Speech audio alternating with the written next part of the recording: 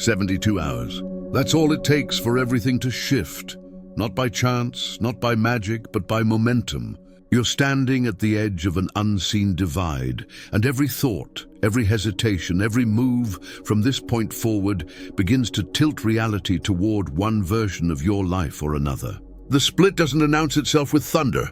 It begins quietly with small distortions, a pattern of delays, an unexpected message, a sense that something around you is aligning or fracturing. This is the threshold of a timeline split, and once it starts, there's no turning back to the version of you that hesitated. A timeline split is not fiction. It's the real-world point where decisions and energy converge into a cascade of outcomes that can no longer be undone.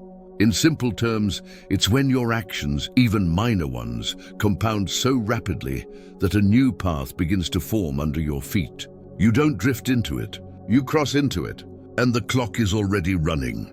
In the next 72 hours, what you choose to watch, who you respond to, what you postpone, and where you focus will decide whether you remain in your current trajectory or fracture into something entirely new. This isn't about fate. It's about convergence, the place where your mental clarity, emotional state, and practical choices collide. When these elements synchronize, time compresses. 72 hours can hold the weight of a decade. Every choice suddenly matters more than you want to admit. People often say change takes time. They're wrong. Change takes focus. Time just provides the stage. You're about to learn what happens when that focus turns absolute. Over the next moments, we're going to walk through the anatomy of a timeline split. What it looks like, how it forms, and what it demands from you when the countdown begins. You'll see why the next 3 days are not just another cycle on a calendar, but the most pivotal window in determining which version of your future solidifies. You'll learn to identify the signals that whisper before reality reshapes. You'll understand the difference between surface choices and structural decisions, the ones that rewrite the core code of your life. Every timeline split begins the same way, a pressure building quietly behind ordinary routines. Something feels off, or maybe too perfect. The friction you've ignored becomes louder, the coincidences become sharper, and beneath all of it, a sense that you're being tested, not by external events, but by your own alignment. You can feel the fork approaching long before it's visible. The hours leading up to it are saturated with small tests, moments, designed to reveal whether you're awake, enough to respond with precision, or distracted enough to drift into autopilot. That's the real danger of a timeline split, autopilot. When you move without awareness, you surrender control of the split to whatever force is loudest. Fear, comfort, distraction, someone else's agenda. Awareness is your only defense, and precision is your only weapon.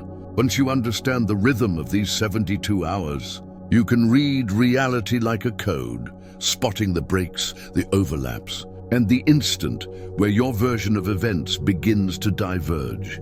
In this journey, there's a clear pattern: observe, decide, act. Observation without decision keeps you trapped in analysis. Decision without action creates false progress. Action without observation is chaos. All three must align, or the split will consume you instead of serving you. Over the course of this series, you'll learn how each phase of the 72-hour cycle unfolds, from the subtle signals that start the shift to the exact moment you lock into a new path. You'll see how choices compound in ways that most people miss, and how every overlooked micro-decision becomes a structural piece of a completely different outcome. We'll break down how to detect interference, the noise of fear and external pressure that disguises itself as logic. You'll see why most people miss their own turning points, not because they lack strength, but because they mistake motion for direction. Right now, you are 3 days away from a defining divergence in your personal timeline. You can call it destiny, consequence, or calibration. It doesn't matter. The result is the same. Within 72 hours, your trajectory will either sharpen into alignment or scatter into fragmentation. The difference between the two depends on your level of awareness from this moment onward. The timeline split isn't random. It's earned, and once it's earned, it accelerates. The reason we start here with the 72-hour window is because it's the perfect balance between awareness and influence. Beyond that, momentum takes over. Before that, patterns are too faint to see. But once you enter this window, reality becomes malleable. Every thought, every tone in your voice, every message you send begins to register as data shaping the outcome. You can't afford passive thinking. You can't afford empty words. The split measures your consistency, not your intentions. If this sounds severe, that's because it is. There's no soft version of transformation.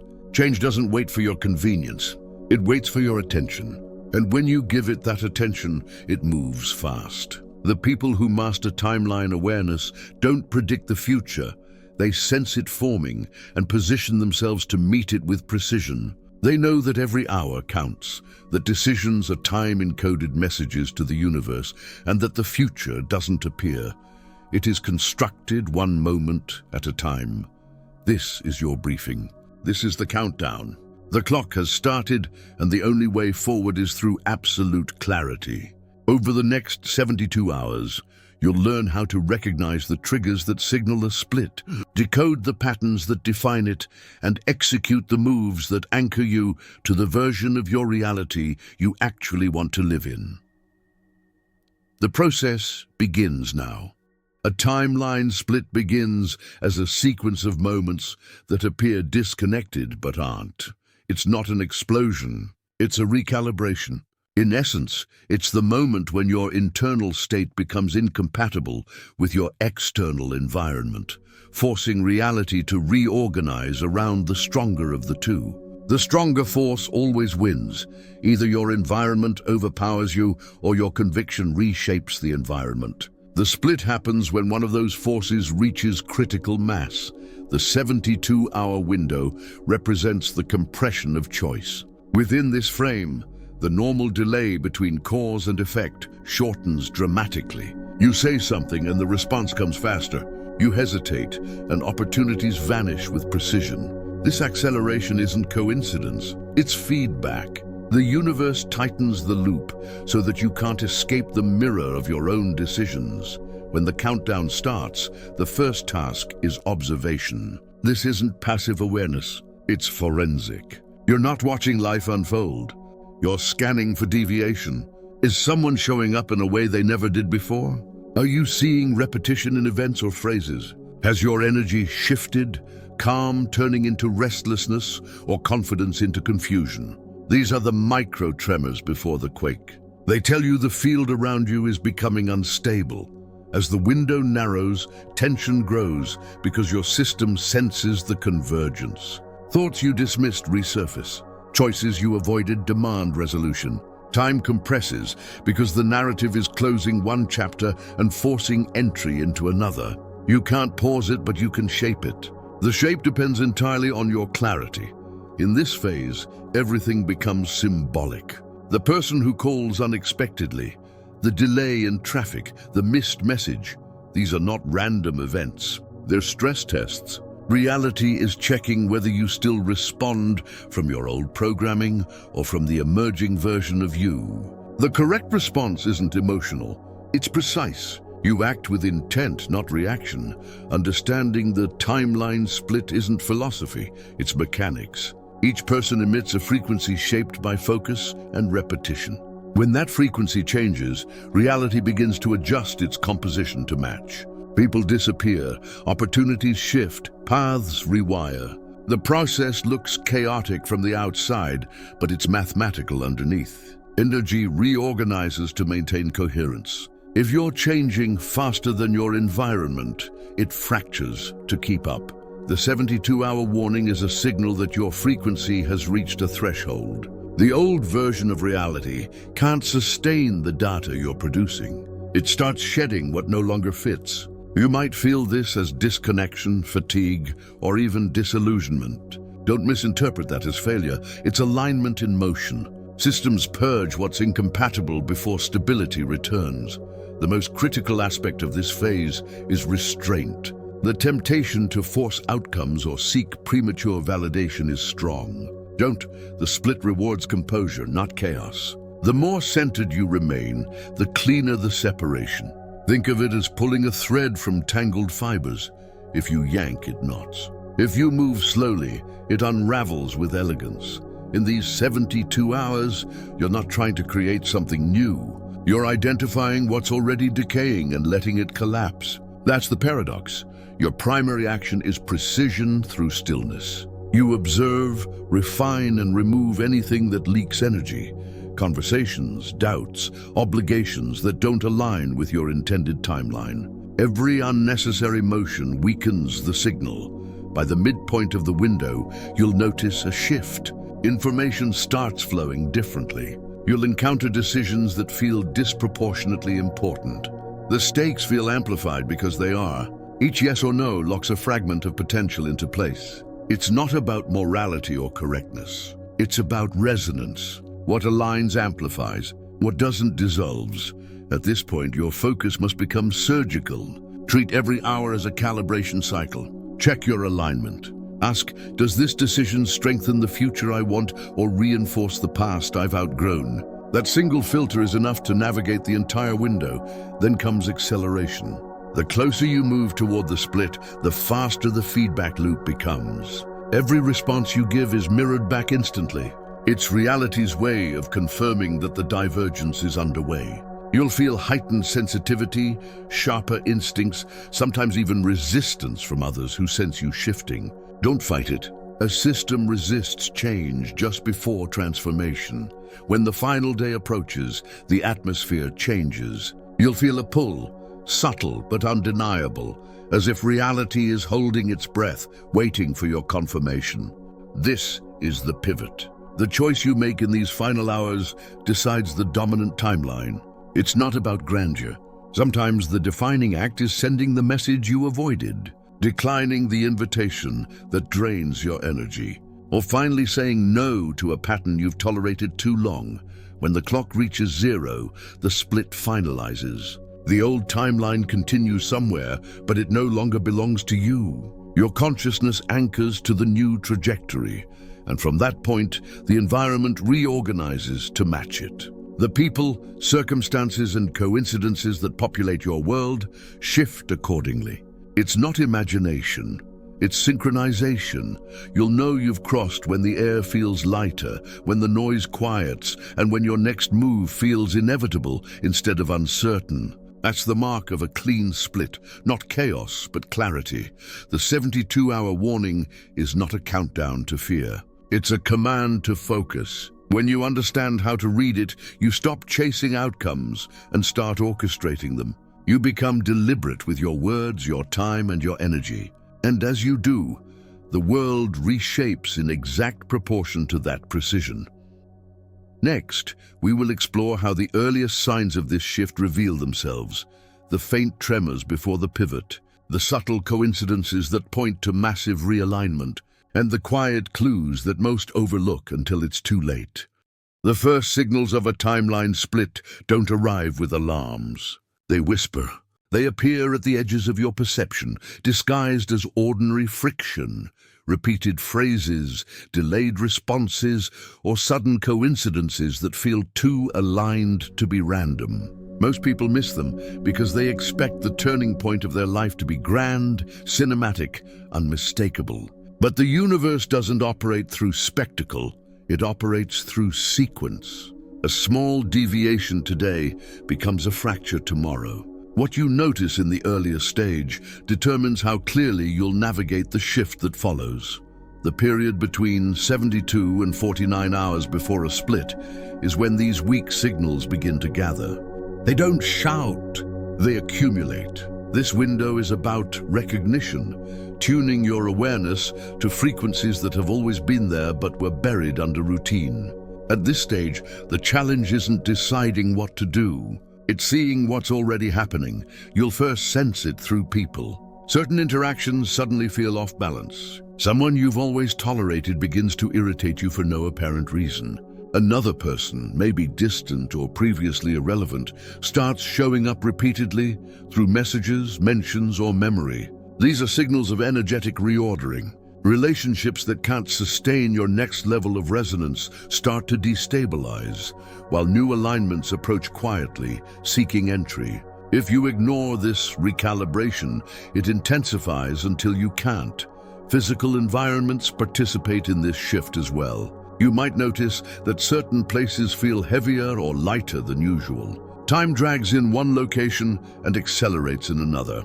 It's not superstition, it's synchronization. Your system is adjusting to spaces that either amplify or distort your focus. When the timeline begins to split, the body becomes your most accurate instrument. Fatigue, restlessness, or bursts of energy at unusual hours are not random. They're readings from your internal compass, telling you which directions align with your unfolding path.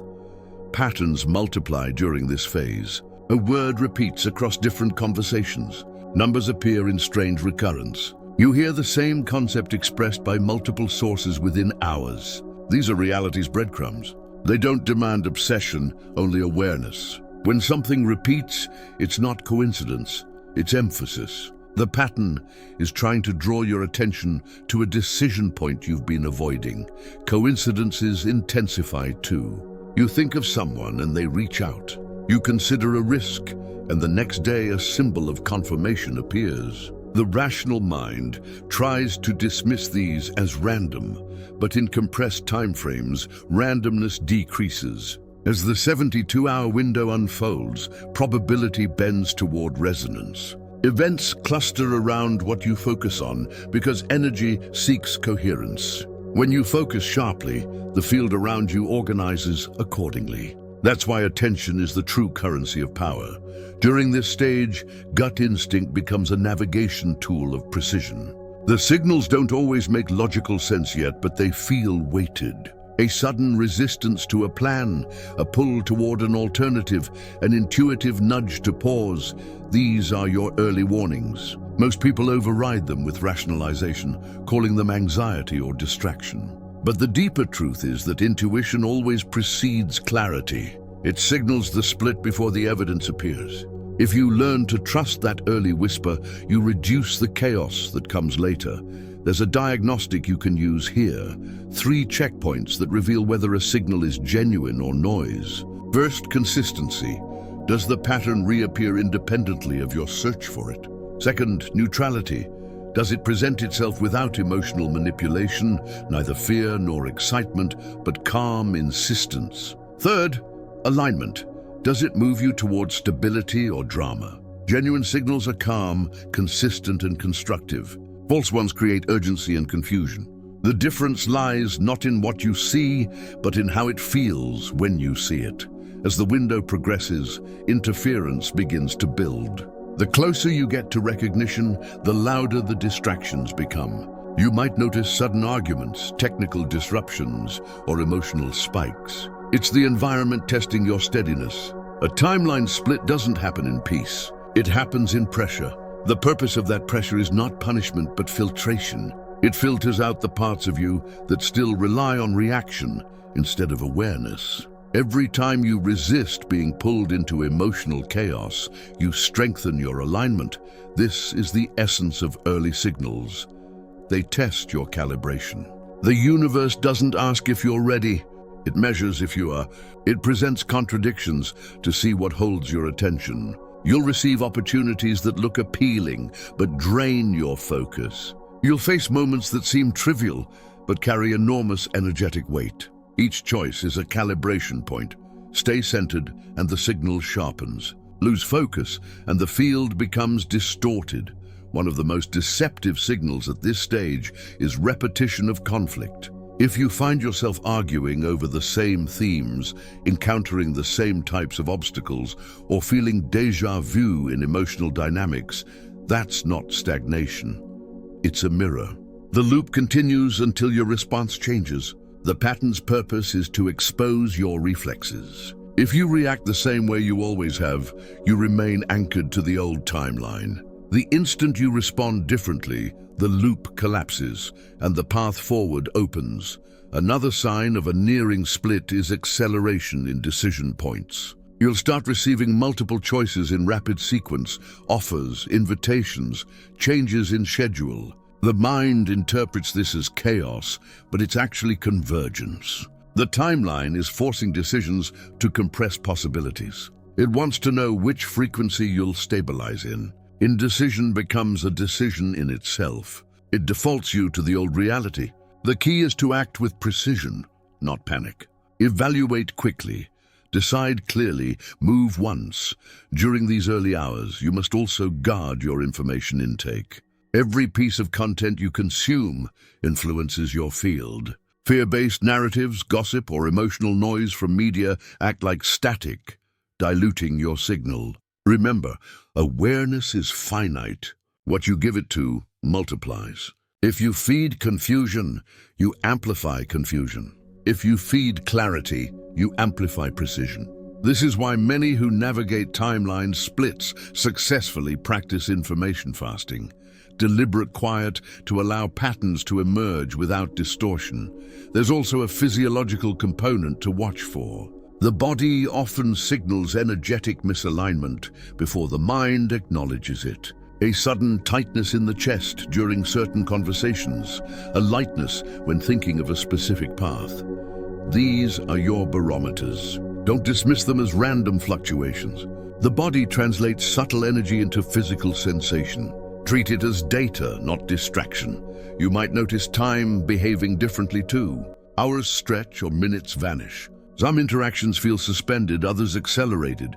This temporal distortion happens because your perception is syncing to two overlapping frequencies, the timeline you're leaving and the one forming. The dissonance creates the sensation of irregular time. The more aligned you become, the smoother the experience feels.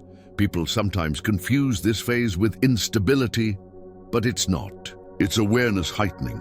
You're beginning to see the matrix of choices before they harden into outcomes. The discomfort isn't danger, it's clarity expanding faster than comfort can adapt. When you start seeing patterns everywhere, it's not paranoia, it's perception maturing.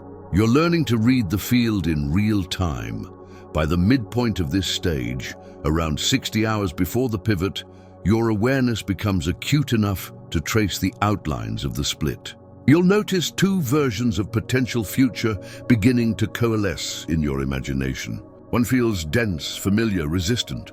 The other feels uncertain but light. Don't chase either. Simply acknowledge that both exist and that your choices are drawing you toward one. This is the moment to refine, not rush. The danger here is distraction disguised as urgency. You'll feel pressure to make moves, send messages, or clarify relationships prematurely. Resist the impulse. Clarity earned through observation always outperforms action born of panic. The split rewards strategic patience. The more you watch without reacting, the more information the field reveals. You'll see who aligns naturally and who begins to fade. You'll sense which opportunities stabilize you and which destabilize you. Awareness is the currency. Silence is its vault. As the 49-hour mark approaches, friction reaches its peak. This is when the old timeline fights to retain its hold. It manifests through obstacles, lost items, unexpected delays, resurfacing doubts.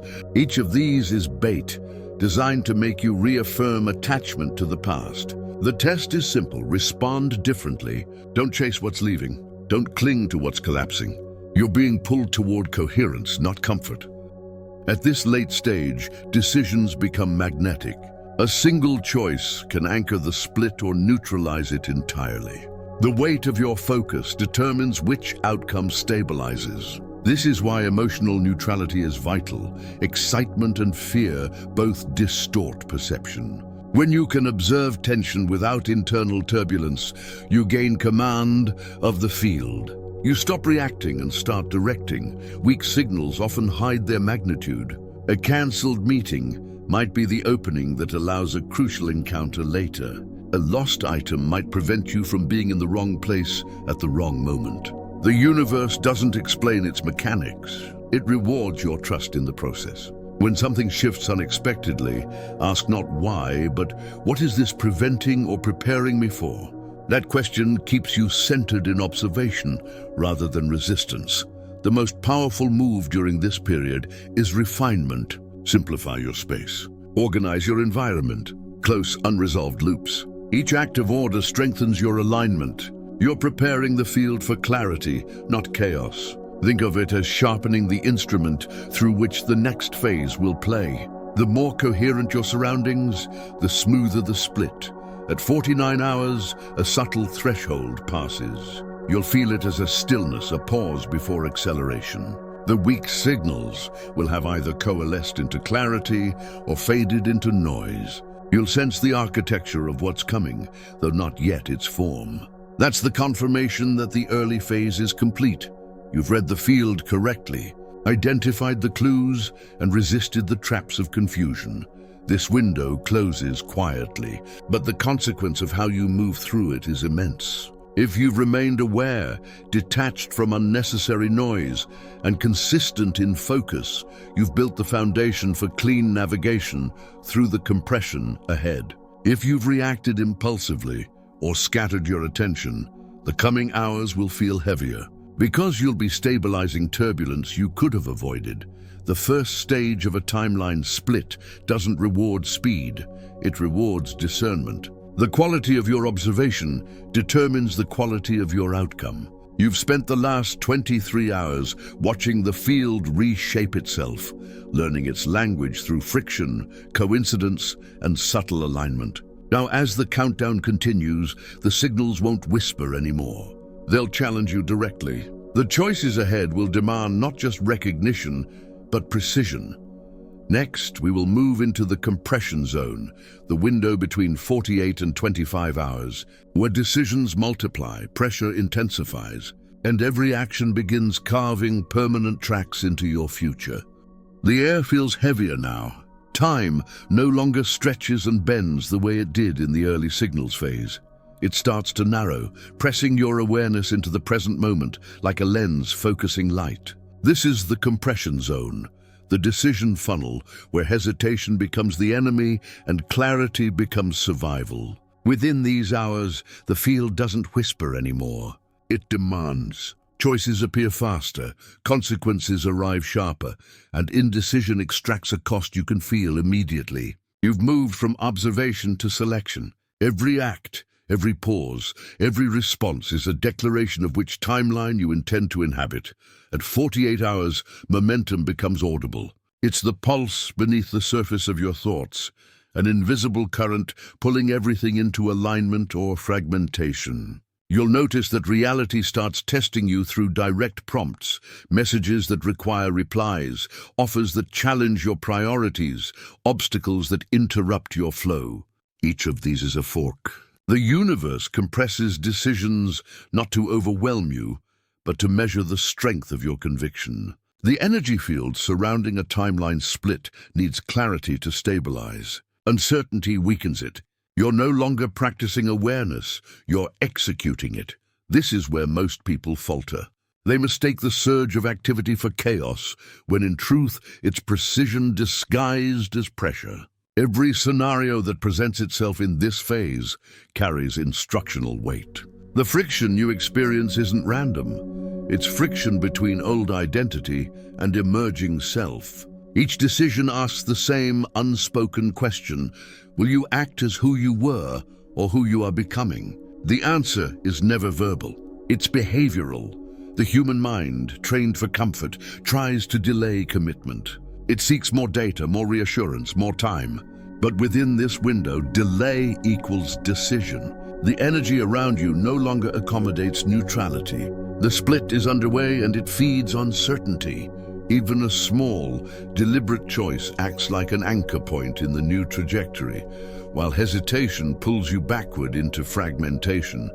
During these 23 hours, the first step is simplification. Identify the 2 or 3 major decisions orbiting your awareness. They're the ones replaying in your thoughts, surfacing at odd hours, or manifesting as tension in the body. Don't chase dozens of minor details, they're camouflage. The real power lies in the core nodes, the pressure points through which all smaller consequences flow. It might be a professional direction, a relationship stance, a health commitment, or a boundary that's long overdue. Recognize them, name them. They are the levers of destiny. Once identified, the next task is evaluation. But evaluation here doesn't mean overthinking. It means applying clarity through structure. There are tools for this, not mystical, but strategic. Decision trees, for example, reveal the skeleton of cause and effect. Take one of your pressure points and map the simplest branches. If you choose path A, what sequence follows? If you choose path B, what collapses? Don't decorate it with emotion. Strip it down to pure logic. The clearer you visualize the structure, the less room fear has to distort it. Then comes regret minimization, the discipline of foresight. Picture yourself 48 hours after this window ends, standing on the other side of the split. Which choice, when imagined in retrospect, carries less regret? The future version of you already knows. Regret is the residue of misalignment. If you feel even a hint of tightening in your chest when imagining an option, that's data. You're sensing dissonance before it becomes reality. Trust that signal. The future doesn't hide its warnings. It whispers them through your intuition. A third tool is the pre-mortem visualization. It's the reverse of optimism. The art of seeing failure before it occurs, not to invite it, but to neutralize it. Take your intended decision and imagine it collapsing. Trace backward. What caused it? Which assumptions broke first? This exercise isn't pessimism, it's refinement. It reveals blind spots you can reinforce before committing. Every scenario you analyze this way loses its power to surprise you later. Preparedness stabilizes energy. When you enter a timeline consciously fortified, its probability of coherence increases exponentially. You'll begin to notice a rhythm during this stage. Waves of clarity followed by fog. That oscillation is normal. It's the system recalibrating as you make micro-choices. When clarity peaks, act. Don't wait for perfect alignment. Use the surge to anchor your direction. The fog that follows is simply integration, your mind and body catching up with the frequency of your decision. Doubt will whisper in those pauses, but doubt is only the echo of an old self losing relevance. Let it fade. As compression intensifies, time feels denser. Hours pass like minutes, and events cluster unnaturally close. You might experience sequences where unrelated areas of life, work, relationships, finances, all demand attention simultaneously. That's not coincidence, it's convergence. The field is synchronizing variables to test your capacity for coherence. If you panic, you scatter your energy across too many fronts. If you stay calm, you notice the hidden order beneath the apparent chaos. Each challenge is synchronized to refine one quality, decisiveness under compression. Here's the paradox. Decisiveness isn't haste. It's alignment expressed through immediacy. Acting quickly doesn't mean rushing. It means eliminating hesitation once clarity is achieved. There's a difference between impulse and precision. Impulse reacts to emotion. Precision responds to insight. When you feel the pull to act, pause just long enough to confirm that your move comes from clarity, not avoidance. Once confirmed, execute without delay. Around the 36-hour mark, the energy intensifies again. You'll sense internal resistance surfacing through excuses, rationalizations, and fatigue. The closer you get to irreversible action, the louder the old self protests. It will tempt you with distractions that look reasonable. I'll decide tomorrow. I need one more opinion. It's not the right time. These are defense mechanisms of comfort, masquerading as logic. The only antidote is awareness. Recognize the voice, thank it, and proceed. Transformation doesn't require comfort. It requires commitment. This phase is also where sunk cost traps appear. You'll be tempted to maintain failing situations because of the time, energy, or emotion already invested. That's the mind equating endurance with value. But endurance isn't progress, it's inertia. If a path drains you consistently, it's not loyalty to continue, it's fear of emptiness. Release it. The energy reclaimed from one misaligned commitment can fuel 10 aligned ones. As the window narrows to 28 hours, the funnel tightens. Opportunities that once seemed abundant begin to consolidate. The universe removes optionality not to limit you, but to ensure decisiveness. You'll notice fewer paths but higher stakes. Each remaining route now carries amplified significance. This is where awareness must be absolute. Every conversation, every message, every agreement holds the weight of future structure. The key here is emotional equilibrium. The split doesn't favor those who feel the most. It favors those who feel deeply, yet remain unmoved by chaos. Emotional intelligence at this level isn't suppression. It's direction. You channel emotion as signal, not storm. Anger becomes boundary, fear becomes focus, excitement becomes power. When emotion moves through you cleanly, it fuels clarity instead of clouding it. The decisions you make in this window are finalizing anchors. You're not selecting minor preferences. You're choosing structural realities. One yes can shift a network of unseen probabilities. One no can dissolve entire chains of stagnation. Treat your words as codes, not casual expressions. When you commit, commit fully. Energy doesn't respond to half statements. The 25-hour mark approaches like a tide, subtle, unstoppable. By now, your reality has reorganized around your dominant choices. You'll begin to see immediate reflections, confirmations, closures, or sudden releases. Doors open cleanly, or they slam shut without negotiation. This is the feedback loop signaling that the split's architecture is nearly complete. If you've remained aligned, you'll feel a strange calm settle in. It's the stillness of inevitability, the sensation that your trajectory is locked. That calm is not relief, it's authority. It means you've mastered compression, navigated chaos, and forged coherence through pressure. If instead you feel turbulence, it's not punishment, it's residual resistance. Reality is still negotiating which version of you to anchor. There's still time to correct it through deliberate action and uncompromising clarity. In these final moments of the funnel, one principle becomes absolute: precision over quantity. Don't scatter your focus across new variables. Amplify the few that matter. Reconfirm your core commitments verbally or in writing. Express your chosen path through clear communication. Every declaration reinforces the energetic architecture of your timeline. Words spoken with conviction are blueprints. They instruct the field how to build. The funnel ends abruptly. One moment, tension saturates every decision. The next, it's gone. That disappearance isn't emptiness, it's resolution. You'll know the exact instant it happens. The pressure vanishes, replaced by quiet certainty. Your body relaxes, not because the journey ends, but because alignment has replaced conflict. You've crossed the core of the funnel. Every decisive act here has carved the foundation of the timeline, now forming beneath you. You've learned to identify pressure as guidance, not punishment. To treat uncertainty as signal, not sabotage. The countdown hasn't ended. It has entered its most sensitive phase. Next, we will explore the subtle field of influence that follows. The invisible map of small, tactical moves that shift large outcomes where every detail you adjust acts as a domino, tipping the trajectory of your new reality. The pressure of the funnel has passed, but now you're standing inside a field of subtle influence. It's quieter here, yet every gesture carries weight. This is the stage where most underestimate their power. They believe the major decisions are done and the path is locked. In truth, what happens now will determine how stable the path becomes. Big choices open the door, but small moves decide how you step through it. This is the domino map, the invisible network of micro-actions that create disproportionate consequences.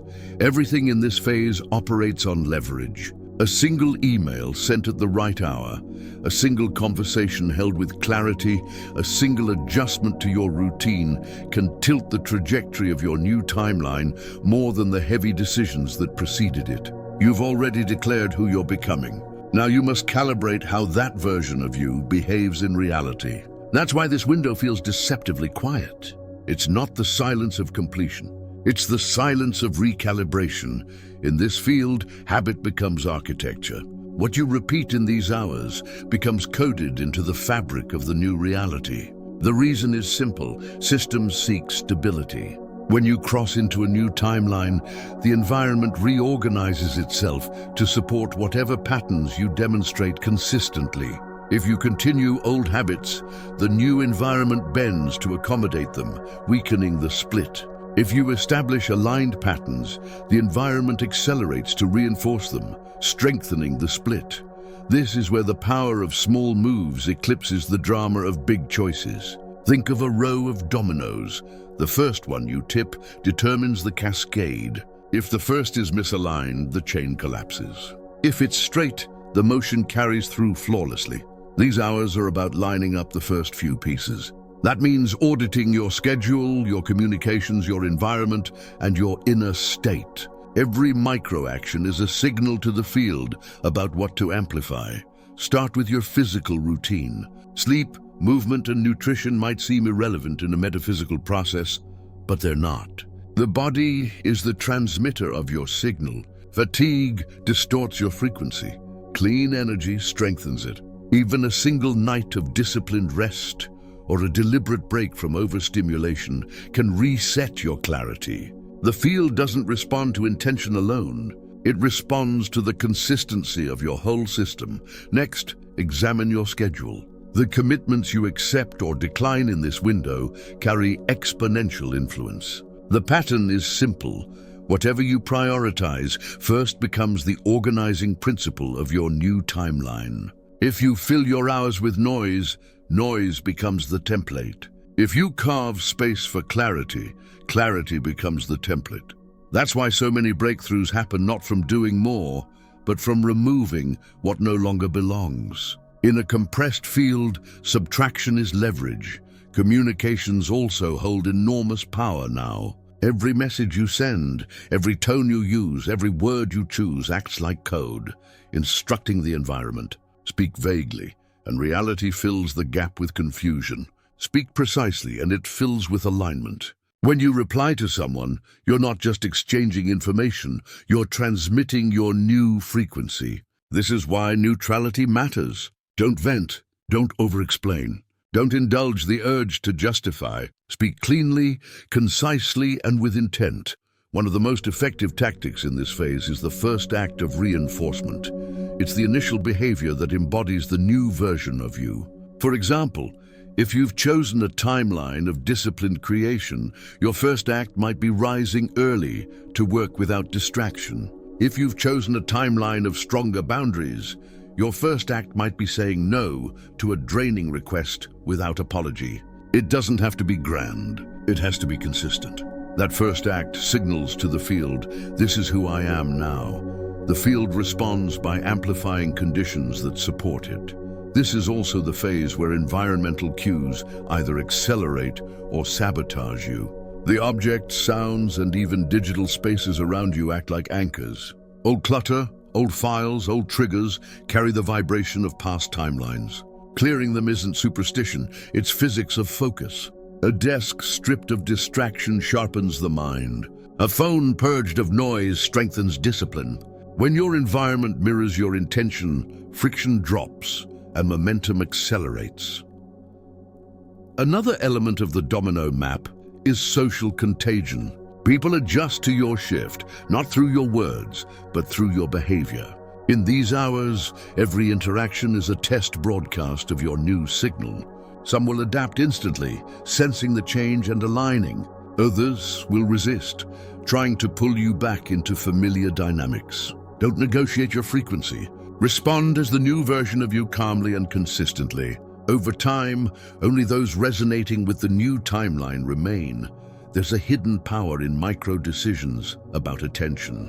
What you watch, read, or listen to now feeds the roots of your timeline. The mind is especially suggestible in the hours after a major choice. Content acts like fertilizer. If you consume chaos, you plant chaos. If you consume clarity, you plant clarity. Even 5 minutes of focused silence in the morning, repeated consistently, can anchor your trajectory more powerfully than hours of reactive scrolling. Small moves also include reframing how you interpret events. In a compressed timeline, meaning becomes malleable. A setback can either destabilize you or strengthen you, depending on the story you attach to it. When an obstacle appears, see it as calibration rather than opposition. Ask, what is this teaching me about my alignment? That question transforms resistance into reinforcement. Each time you do this, you train your mind to interpret reality as supportive rather than adversarial, which in turn shapes the field to cooperate with you. As you navigate this map, the temptation to overhaul everything at once will surface. Resist it. Overhaul creates chaos. Calibration creates power. Focus on small, high-leverage shifts. Change one key routine. Reinforce one key boundary. Establish one key habit. Let the environment respond before adding more. Each successful micro-shift compounds, creating momentum that feels almost effortless. That's how domino chains work. One clean motion topples the entire sequence. At this stage, you may also notice a subtle withdrawal of external interference. The noise from earlier phases begins to fade. This isn't coincidence. It's feedback. It means your signal has become strong enough to repel distortion. People who once demanded your attention lose interest. Situations that once pulled you into drama dissolve without explanation. This is the environment stabilizing around your new frequency. Don't rush to fill the silence. Let it settle. Silence is a sign of coherence. The pressure of the funnel has passed, but now you're standing inside a field of subtle influence. It's quieter here, yet every gesture carries weight. This is the stage where most underestimate their power. They believe the major decisions are done and the path is locked. In truth, what happens now will determine how stable the path becomes. Big choices open the door, but small moves decide how you step through it. This is the domino map, the invisible network of micro-actions that create disproportionate consequences. Everything in this phase operates on leverage. A single email sent at the right hour, a single conversation held with clarity, a single adjustment to your routine can tilt the trajectory of your new timeline more than the heavy decisions that preceded it. You've already declared who you're becoming. Now you must calibrate how that version of you behaves in reality. That's why this window feels deceptively quiet. It's not the silence of completion. It's the silence of recalibration. In this field, habit becomes architecture. What you repeat in these hours becomes coded into the fabric of the new reality. The reason is simple. Systems seek stability. When you cross into a new timeline, the environment reorganizes itself to support whatever patterns you demonstrate consistently. If you continue old habits, the new environment bends to accommodate them, weakening the split. If you establish aligned patterns, the environment accelerates to reinforce them, strengthening the split. This is where the power of small moves eclipses the drama of big choices. Think of a row of dominoes.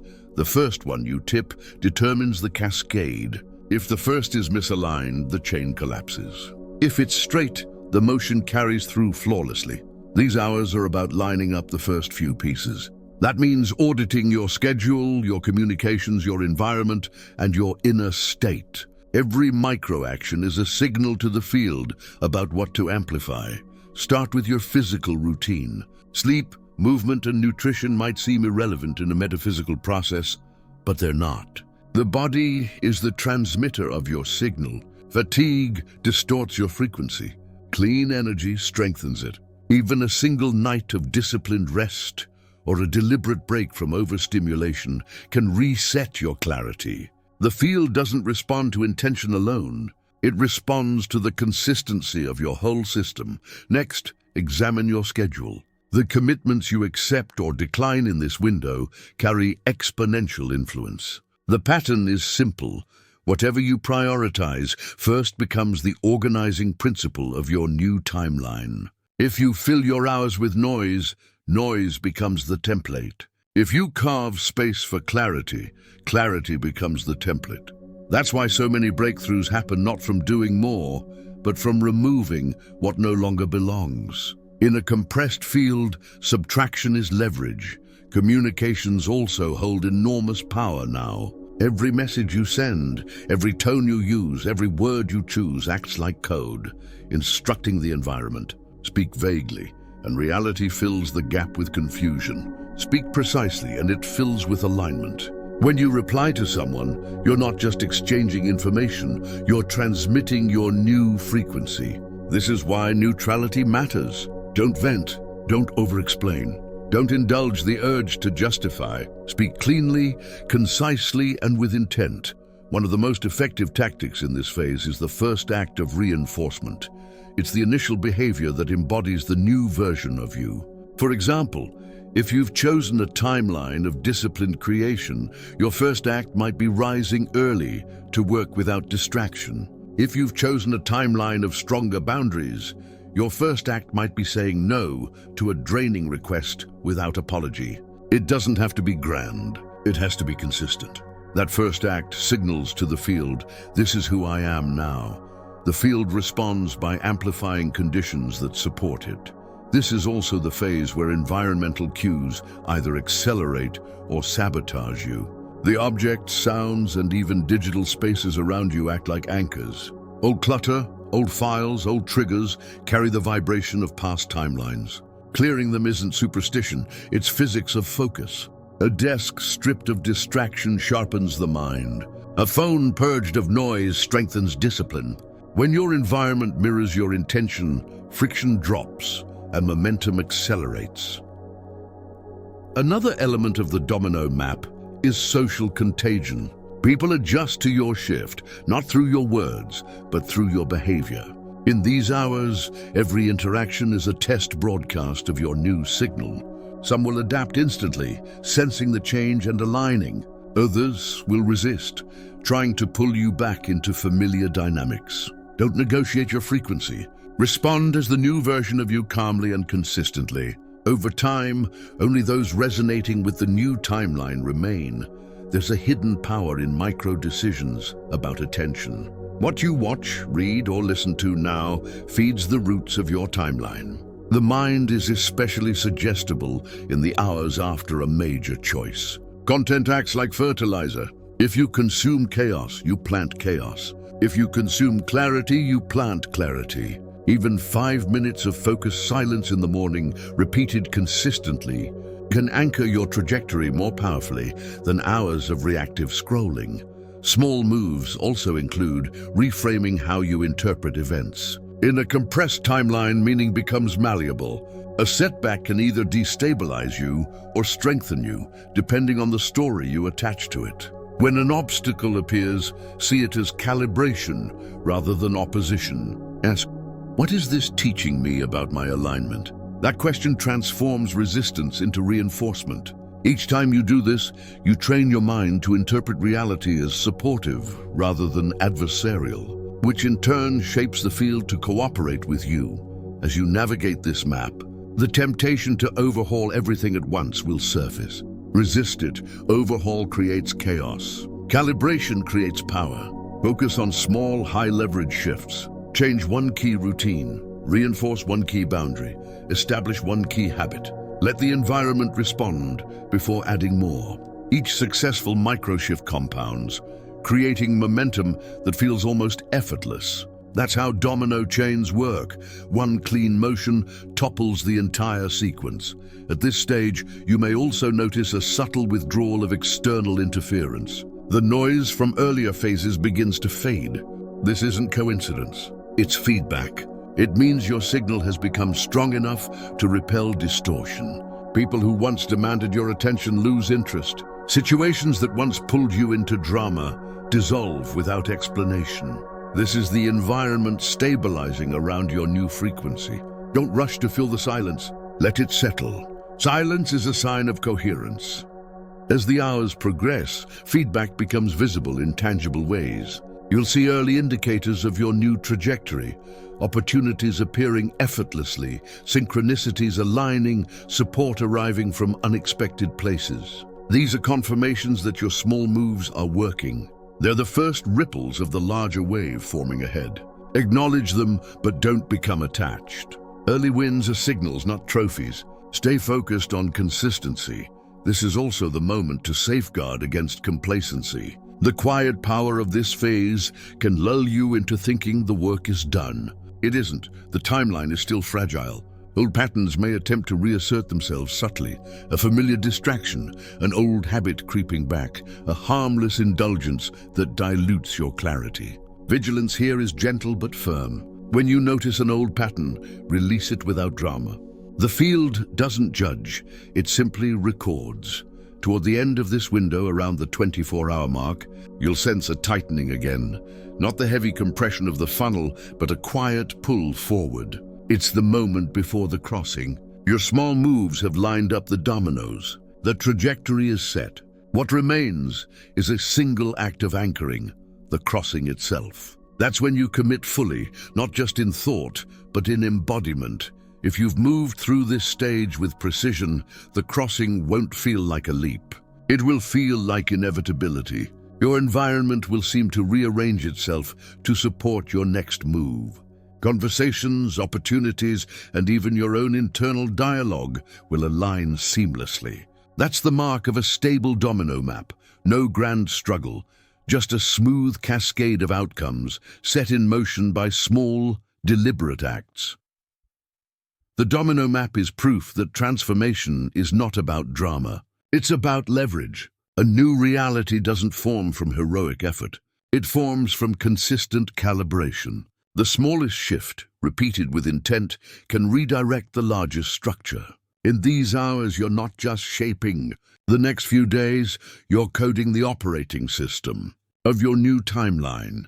Next, we will move into the final layer of awareness before the crossing itself, how to protect your signal from interference and noise, how to separate fate from static, and how to ensure that nothing distorts the clarity you've built as you approach the threshold.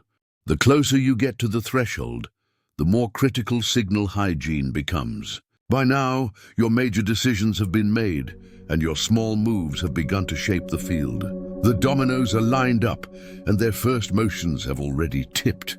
But in this last stretch before the crossing, distortion tries to slip in through the smallest cracks. This is when interference appears in its most subtle forms, not as obvious sabotage, but as static masquerading as fate. If you don't separate the two, you risk mistaking noise for guidance and derailing the clarity you've built. Interference at this stage doesn't arrive as grand obstacles. It arrives as distractions that feel urgent, emotions that spike without cause, or narratives that re-enter your mind disguised as intuition. The field around a timeline split is highly charged. That means anything unaligned, old beliefs, external agendas, ambient fears, gets amplified too. What was once a quiet suggestion in your mind becomes a loud demand. If you treat every loud impulse as destiny, you surrender your trajectory to distortion.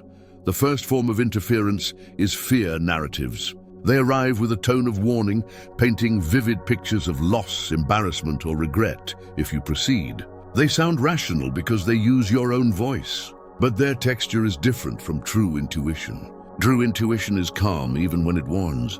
It presents information without panic. Fear narratives push, prod, and pressure. They arrive with urgency because they're trying to hijack your decision-making loop. In this phase, when a thought surfaces with pressure, slow down. Ask, does this feel like clarity or compulsion? The second form of interference is nostalgia. It arrives not as fear, but as longing. You begin to remember only the comforting parts of what you're leaving behind. Old relationships feel warmer in memory than they were in reality. Former opportunities seem safer than they actually were. This is the mind's way of avoiding the unknown by romanticizing the familiar. If you act on nostalgia here, you don't return to the past. You return to its stagnation. Nostalgia isn't a sign to go back. It's a signal that you're moving beyond the gravitational pull of your old timeline. Overconfidence is a third kind of static. After moving through the funnel and the domino map, you may feel unstoppable. This confidence can be constructive when rooted in alignment. But if it slides into arrogance, it blinds you to subtle signals. Overconfidence makes you ignore small inconsistencies, skip grounding practices, or dismiss important feedback. The split doesn't reward arrogance. It rewards precision. Stay humble even as you feel momentum building.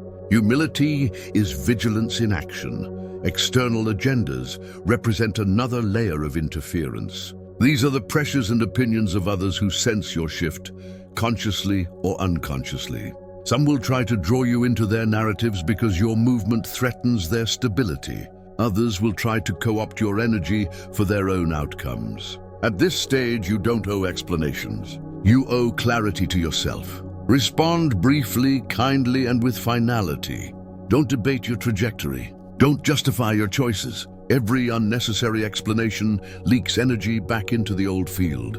Noise also appears through information channels. Social media, news cycles, and constant messaging are designed to hijack attention. In a timeline split, attention is everything. Every headline, every argument, every image you consume is input to the field you're building. The closer you get to crossing, the more you must practice signal hygiene. This doesn't mean isolation. It means deliberate selection. Choose what enters your mind as carefully as you choose what enters your bloodstream. One of the most powerful practices here is the one-page reality check. Each morning, before the noise of the world reaches you, write down your core trajectory in a single page. List your key decisions, your chosen direction, and your non-negotiables. This is your anchor. When interference tries to sway you, return to the page. It reminds you what's signal and what's static.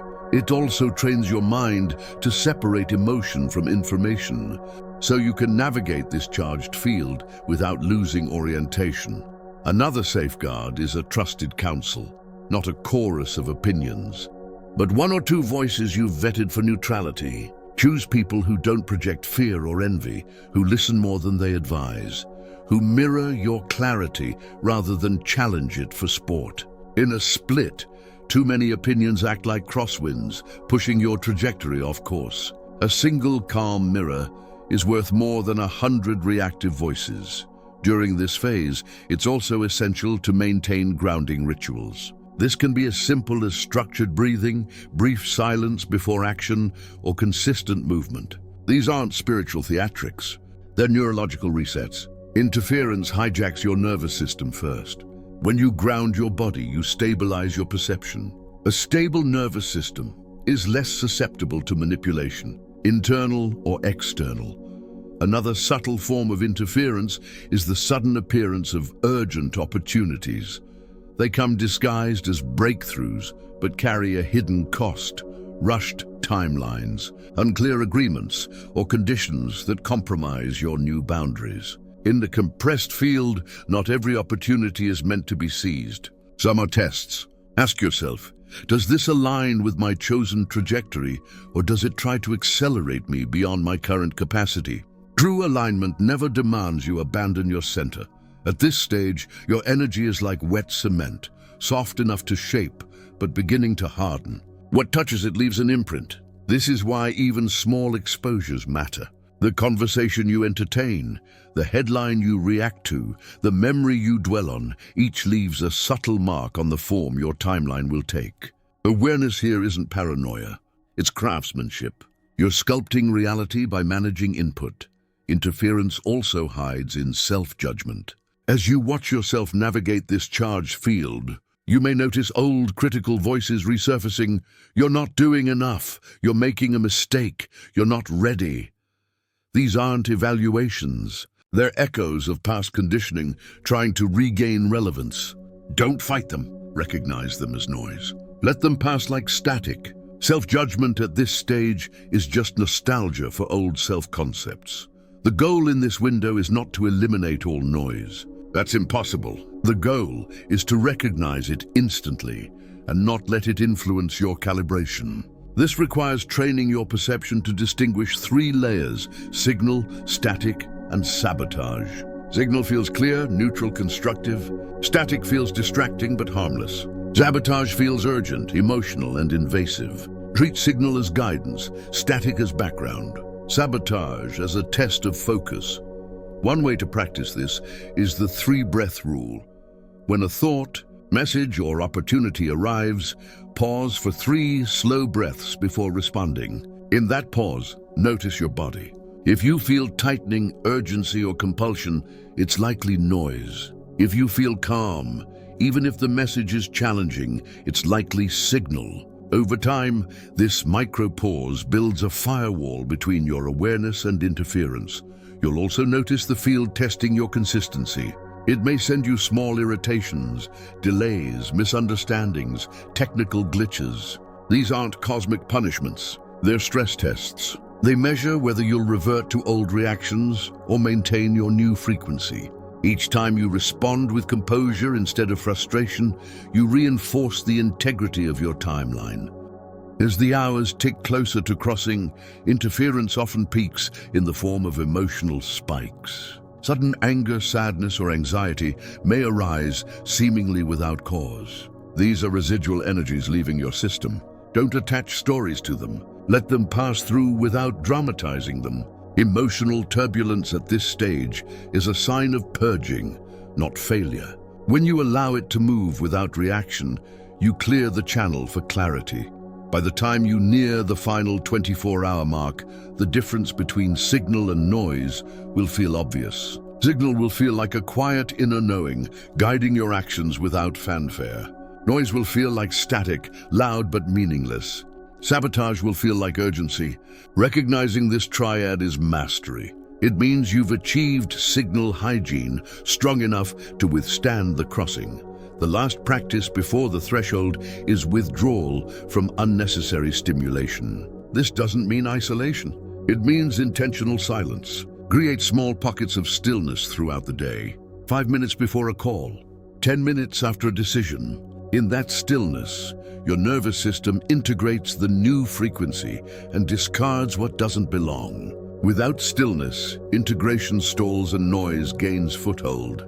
When you do this well, a subtle shift occurs. You no longer feel at the mercy of events. You feel like the calm center around which events orbit. Messages arrive but don't jolt you. People react but don't sway you. Opportunities present but don't tempt you off path. This is the signature of signal mastery, neutrality in the midst of high charge. As the final hours before crossing approach, you may feel a strange combination of heightened perception and deep calm. That's the state you're aiming for. Heightened perception lets you spot the last-minute traps. Deep calm lets you cross without flinching. When interference tries to spike one last time, it simply bounces off. You've trained your awareness to treat static as background noise, sabotage as a passing test, and signal as your only compass. In this state, you're ready. The field is clear. The dominoes are aligned. The interference has been identified and neutralized. The noise no longer feels like fate. It feels like what it always was, static in a system you now control. Next, we will step into the crossing itself. The final 24 hours, where you lock your choice, anchor your reality, and take the first irreversible action that solidifies the new timeline. The air at this point is different. You've moved through the signals, compressed the decisions, aligned your small moves, and cleared the interference. Now you've entered the last 24 hours, the crossing. This is not simply another stage in the process. It's the pivot point where a version of your life closes and another begins. The countdown is no longer theoretical. Every hour, every moment in this phase is an irreversible stroke on the canvas of your new reality.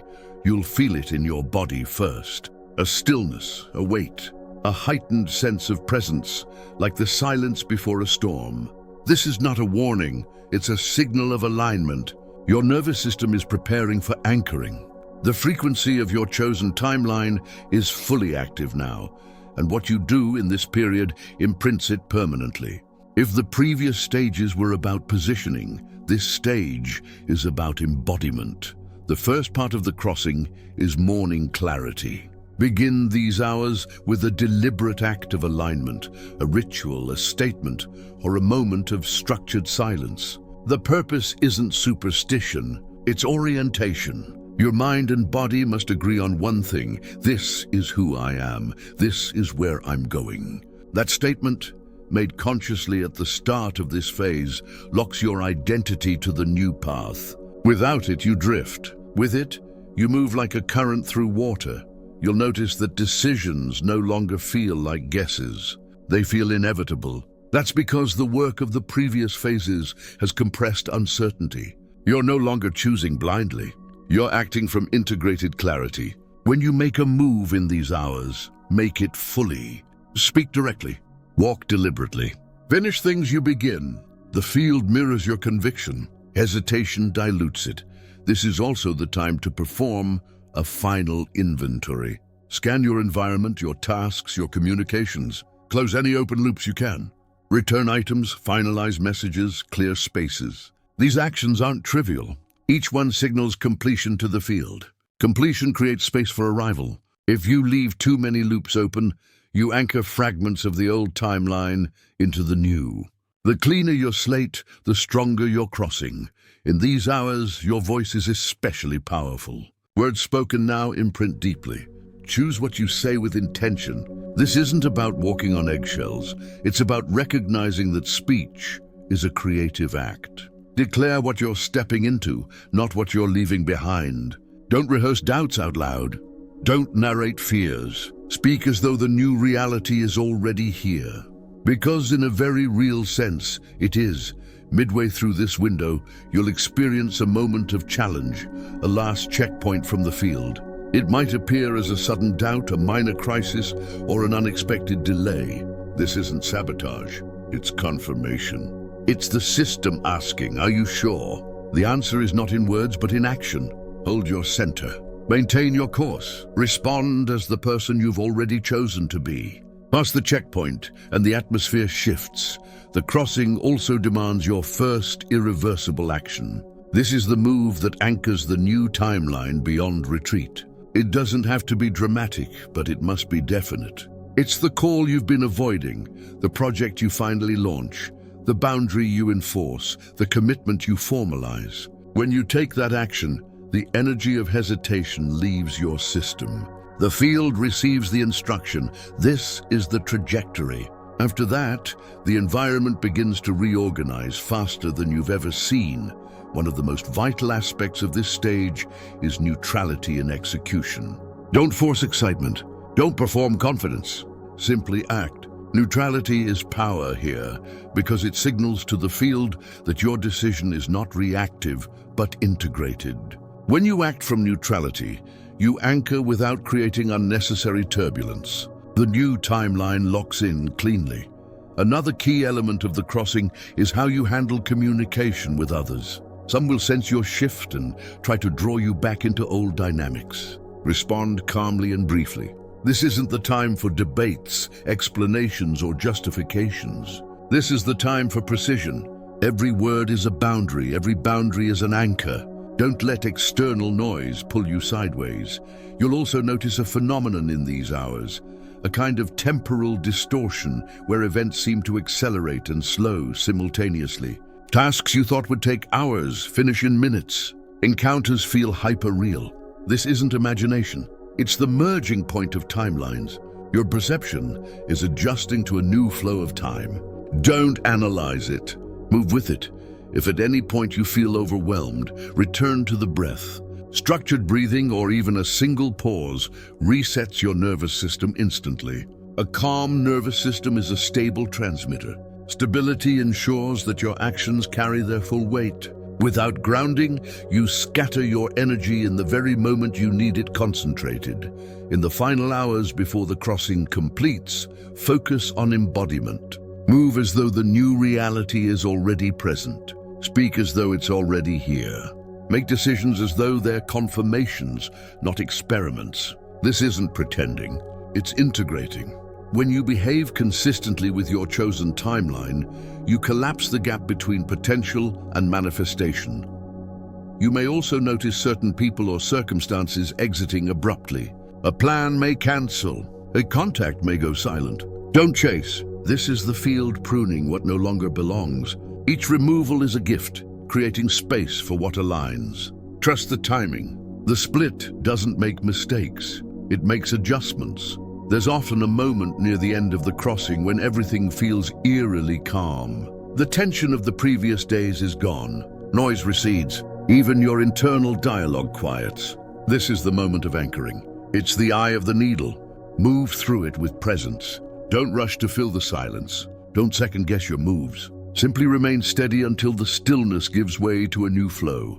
When the crossing finalizes, you'll know. It won't be fireworks. It will be a deep, unmistakable click, like a lock turning. The world feels slightly different. You wake up with a clearer mind. Your interactions shift subtly but unmistakably. Opportunities appear without strain. This is not coincidence. This is synchronization. The new timeline has locked. After the crossing, don't immediately sprint. Allow a period of stabilization. Think of it as curing concrete. The structure is set, but it needs time to strengthen. Maintain your core routines. Guard your signal hygiene.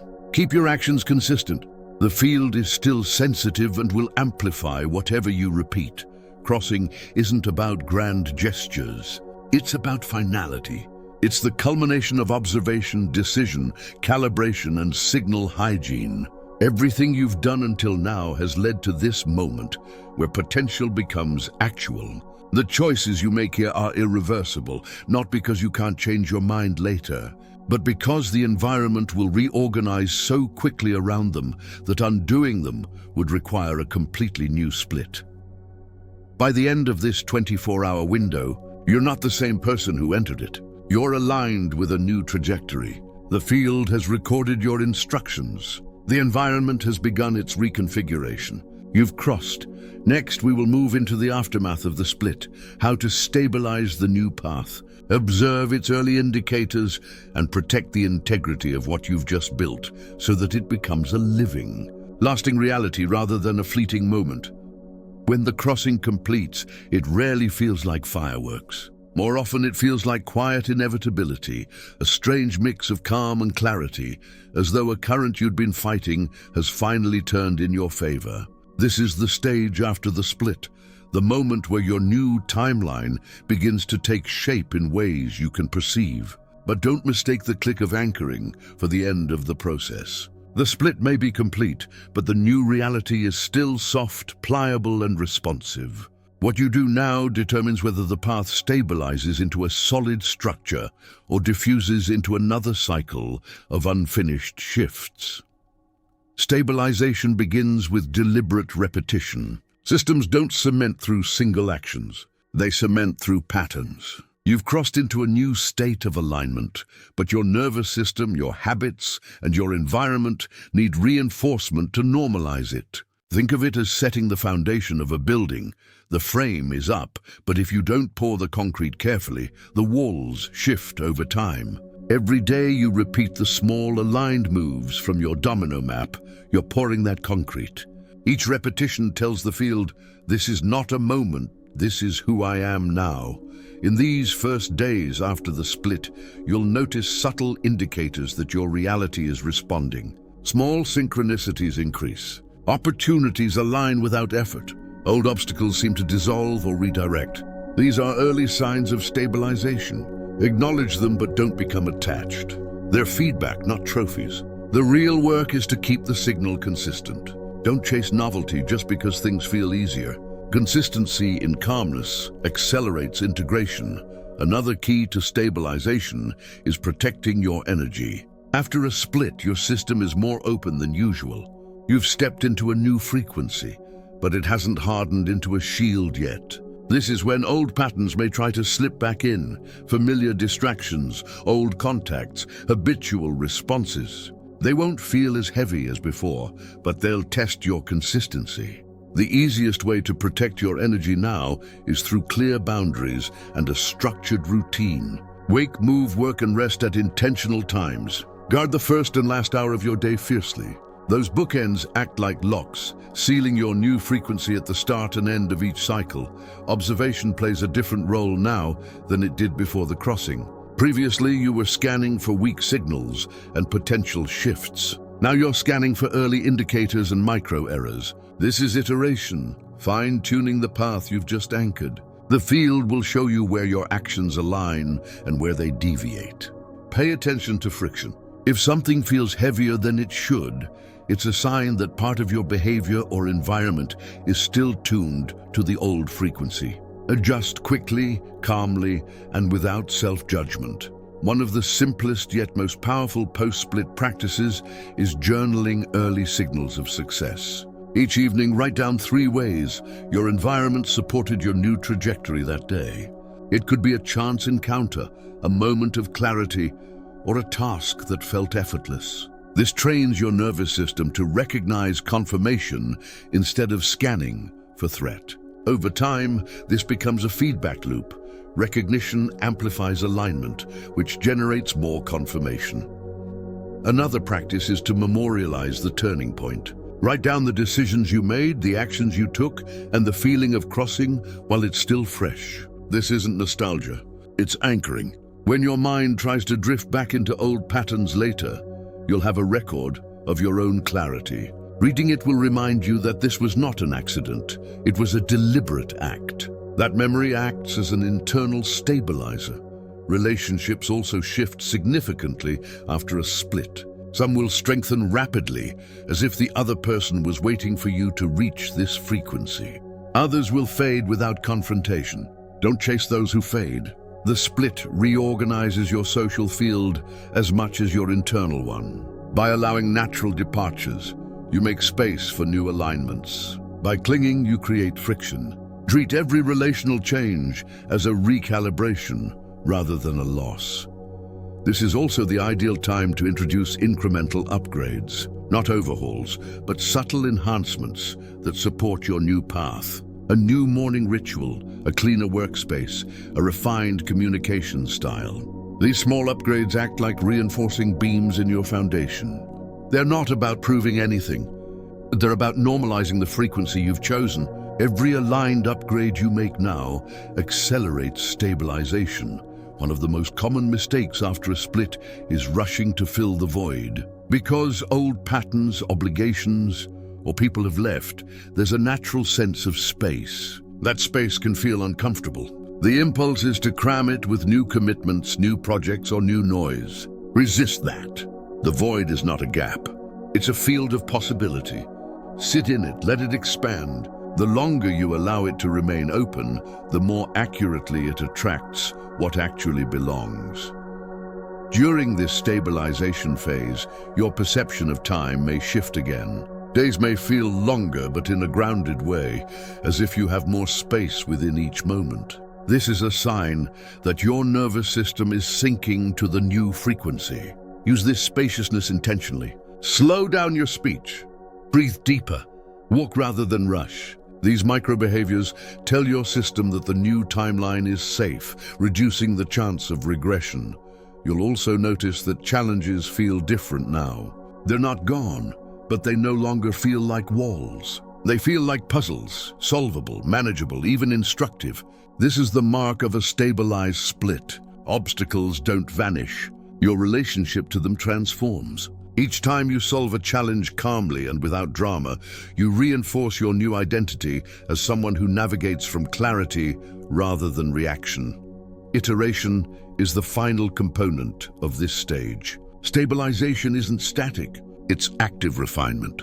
Each day, check 3 things: your focus, your environment, and your interactions. Are they aligned with the trajectory you've chosen? If not, adjust. Tiny course corrections now prevent major deviations later. This is why high performers across every domain rely on consistent feedback loops, not to obsess, but to refine before small errors magnify. Your speech continues to act as code in this phase. Keep it clean, present tense, and aligned. Speak of what you're building, not what you're avoiding. Frame your narrative in terms of creation, not escape. Language shapes perception, and perception shapes the field. By keeping your language consistent, you keep your frequency stable. Physical care remains essential. Nutrition, hydration, and movement are not side issues, they're signal stabilizers. Your nervous system is still integrating the split, and physical support accelerates this process. Even short, deliberate walks or mindful meals act as anchors. Think of your body as the hardware running the new software. Maintain it. Another key is to respect the 21-day window after a split. This is how long it typically takes for a new identity pattern to consolidate neurologically and energetically. During these days, Be especially mindful of what you allow into your field. Avoid impulsive major decisions unrelated to your core trajectory. Avoid reintroducing known distractions. Guard your mornings and evenings. Rehearse your new habits until they feel automatic. By day 21, the new timeline will feel less like something you're managing and more like something you're inhabiting naturally. By the end of this period, the early indicators you've been tracking will evolve into stable patterns. You'll see support systems forming around you, opportunities aligning effortlessly, and relationships settling into new configurations. This is not luck. This is the environment reorganizing around your sustained frequency. The split isn't an event. It's a construction process. You've laid the foundation, built the frame, and now the structure is standing. In this phase, humility and gratitude amplify integration. Humility keeps you attentive to subtle course corrections. Gratitude keeps your nervous system anchored in calmness. Both act as stabilizers, ensuring the new timeline doesn't wobble under pressure. This isn't a moral posture, it's an energetic one. When you approach your new reality with humility and gratitude, you invite reinforcement instead of disruption. The final piece of iteration is expansion. Once stabilization is secure, you can begin to test the edges of your new capacity. Introduce slightly larger projects, bolder conversations, or deeper commitments, but do so incrementally. Each successful expansion signals to the field that you're ready for more. If you expand too quickly, you risk destabilization. If you expand gradually, you create compounding growth. At some point, you'll realize that the split has become your new baseline. The tension, the tests, the signs, they're no longer extraordinary. They're simply life. You're no longer trying to cross. You're living on the other side. This is the moment to stop thinking of it as a process and start thinking of it as an identity. You are the kind of person who observes, decides, acts, calibrates, protects signal, and stabilizes reality. This isn't a technique anymore. It's you. After the split, life doesn't become free of challenges, but your relationship to those challenges changes permanently. You navigate from alignment, not reaction. You see patterns before they harden. You act with precision under pressure, and because of that, you live in a state of quiet authority over your trajectory. This is the real reward of timeline mastery, not control over everything, but command over yourself in any environment. You've crossed, stabilized, and iterated. The timeline is yours. The future isn't random. It's a sequence you've learned to read and shape. From here on, every split you encounter will feel less like a threat and more like an invitation, a chance to refine your path with even greater clarity and precision. This is not the end of a process. This is the beginning of living deliberately in a world of converging timelines. The skills you've practiced, observation, decision, calibration, signal hygiene, anchoring, and stabilization, are now part of your system. They'll guide you through every future shift, every choice, every unseen divergence. You are no longer standing at the edge of a split. You're moving through reality as someone who understands its mechanics. The countdown has ended. The trajectory has begun. And now, every hour of your life is a construction site for the reality you've chosen.